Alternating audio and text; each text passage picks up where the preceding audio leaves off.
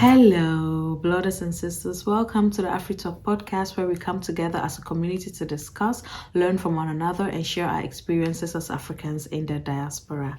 And my name is Jackie. I'm going to go straight to the point. As you can see from the title, I'm going to talk about my experience with infibulation, FGM, and all that. So first, I'm going to explain what infibulation is. Infibulation, known as type 3 FGM, is a ritual removal of the external female genitalia and the suturing of the vulva, a practice found mainly in northeastern Africa. This topic is to create awareness around this practice and also join the fight to end this barbaric or this inhumane mutilation. So a few days ago I was on Twitter, and then I saw some few tweets about this topic, and I'm going to read some of the tweets before I go to my experience. So it's from at the Girdle GR. I don't know. I'm back from Jowar in Somalia. Like many Somalian girls, I was infibulated when I was 8 years old. When we got married, we tried for 5 days to get me open, but blood just poured out, and in my pain, I wrestled with my husband.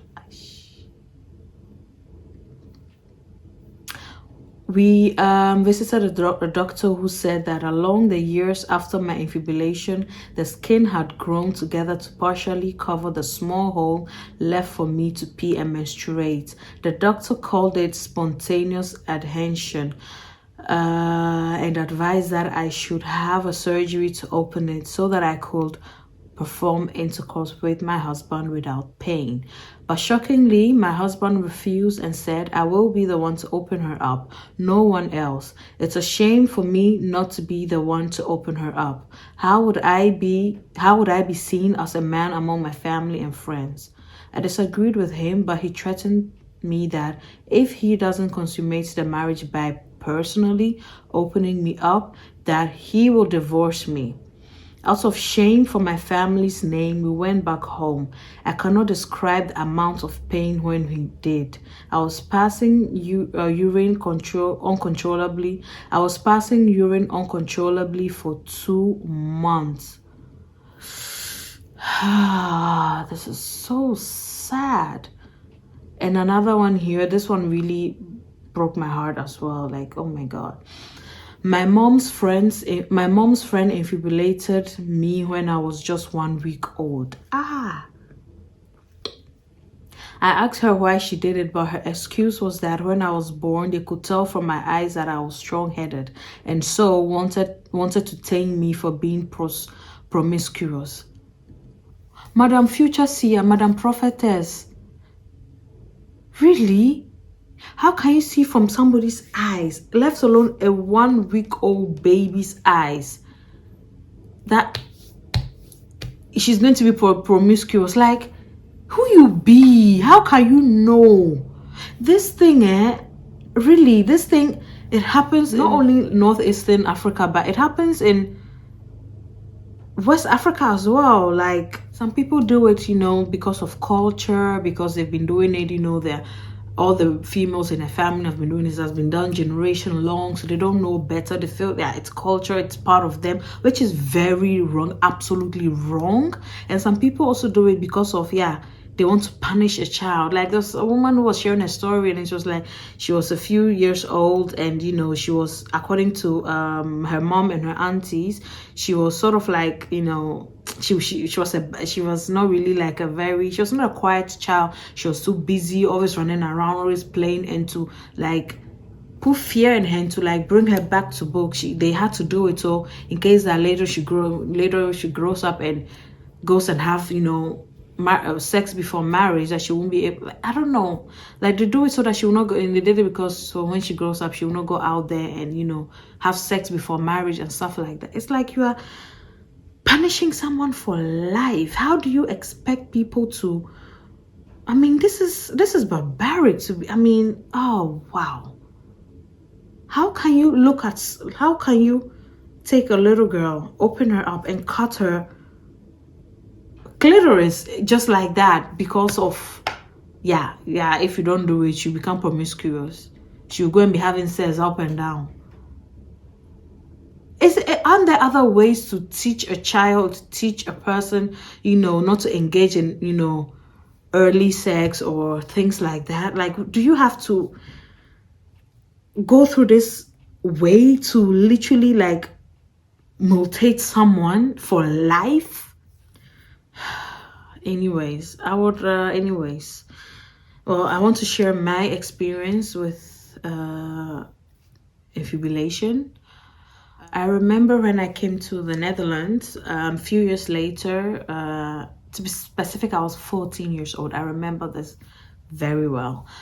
And I was 14 years old. And that particular year, all the girls in my class, in fact, all the girls at my school at that time were all piercing like, another hole in their ear. And everybody was doing it, and I was tempted to do it. Everybody was, all my friends would be laughing at me like, why aren't you doing your own too, blah blah blah. And I know that the person that I was living with at the time, if I go and ask her, the beating that I will collect, in fact, I can't even dare and go and ask it. I know it's definitely not going to be allowed. And I was frustrated because everybody was doing it, and every day I go to school, they're reminding me, and they are, making fun of me that I'm left behind and stuff like that. So I was just one afternoon, I came back from school, I was so done. I was angry, I was frustrated, I wanted to have it as well.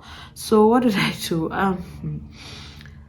We had garden eggs. We cooked it and put it in little sacks in the deep freezer. And I took one of the sacks and put it on my ear for like 2 minutes, and then I took a needle and pierced my ear and put an earring in. And I had done my hair.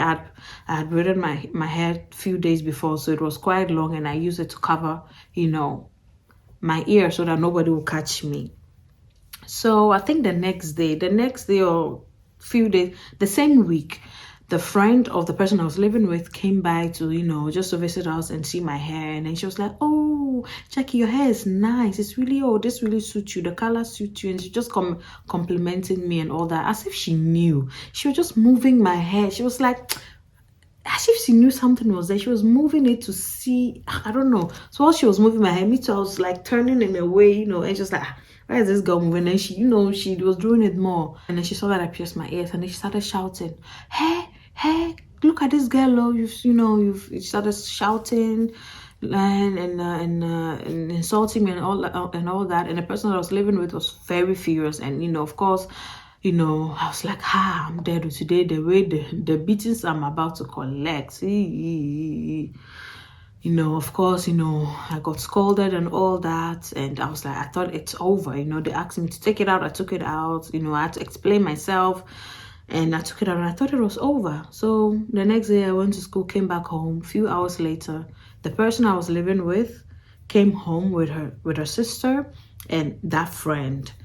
And the sister was like, she was asking me, "Is it true that you pierced your ears?" I said, "Yes."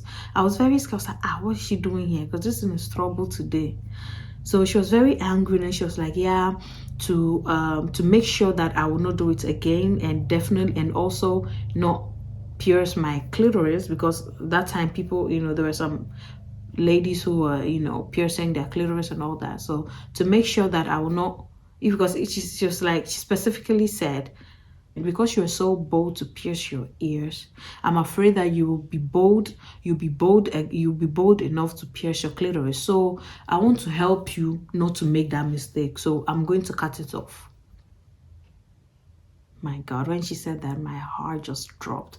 I was like, Nkulo. I was like, I'm dead. I started begging. I started crying.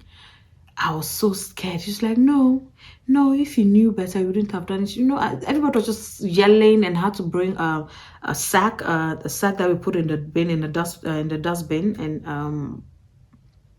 and like 2 big ones, and I had to put it on the floor, and I had to take off my clothes and my underwear, and had to lie down. And the person I was living with held my left leg, and the friend was holding my right leg. and the sister was right in the middle. She took a sack out of her bag with blade, with cottons, and some I don't know, I think, yeah, she had so many things in the sack. And the moment I saw the blade, I was like, wow, so she's not joking. So she's about to cut my clitoris, like she's about to cut me down there. I mean, hey, I was begging, I was crying, I was screaming, I was literally, I didn't know what to do. I was yelling and calling my mother's name, who lives in another continent, as if she was going to fly and come. But I didn't know what to do. I was just so, I don't know. I was just screaming and yelling and calling my mom's name and begging and saying I will not do it again. Oh, please. And oh my God. And she was like, no, because you are so bold, I'm just helping you cut it off. So next time you will not do it again. And I was like literally struggling with them. It didn't go that smooth, you know. Of course, they were like, you know, lie down still, else it will, you know, cut you deeper. But I couldn't just lie down there and allow them to cut me. Like, I was so scared. I was literally wrestling with them. And the friend was like, no, please, let's stop this. Because the way this girl is screaming, I'm afraid she will put us in trouble. I'm afraid she will go and call police and she'll put us in trouble. And the person that was going to cut me was like, she will not dare. She's the one who is at fault and we are trying to help her. So why would she go and, well, what have we done that what have we done that she will go and, you know, put us in trouble? And the woman and the friend continued pleading. In fact, she started pleading on my behalf, like, please, let's stop it. You know, this is not right. You know, let's stop it. You put us in trouble. Let's stop it. You know, let's just beat her so that next time she'll not do it again. You know, and she was pleading and pleading and pleading. The person was going to cut me. She was not listening. She was like, no, we will do it. And it was like they were literally going back and forth. It was like, we all came here with a plan, and now you are backing out. Why are you backing out? So they were literally like sort of like fighting among themselves. And I was lying there like with three big giants, with three big, you know, grown-ups, women there that, you know, they were going to hurt me. And I was just there just praying my head like, God, please let them listen to the, you know, let her listen to the friend so that she won't cut me. And then one or the other, she was like, okay, I'll not cut her. It's okay. So she asked me to fold the sack and put it under my mattress. So she followed me to my bed and, you know, watched me put it under my mattress. And then she was like, yeah, the reason I let you put it there is so that whenever you sleep, whenever you get into your bed and you hear the sound of the plastic, the sound of the sack, you will remember this day and you will remember never ever to pierce your body again. And for 3 long years, I never took the sacks away because I was scared that maybe it would get me in another trouble. And for 3 long years, every day, whenever I went to bed, I heard the sound, and I remembered that horrific day. I mean, of course, some people will ask that, you know, some people will say that, oh, maybe they were doing it to scare me, or, you know, they planned it to, you know, to scare me, you know, so that, you know, I'll be really scared and never do it again. Or some may say that, oh, maybe they were really going to do it. I don't know. I never had the conversation with them afterwards. I don't know what the real plan was. I don't know if they were really going to do it or it was just, you know, a plan to scare me. I don't know, but it scared me a lot. And for so many years, I carried it with me. It was, I don't know, I carried it with me for so many years. And of course, now I've been able to move past it, obviously.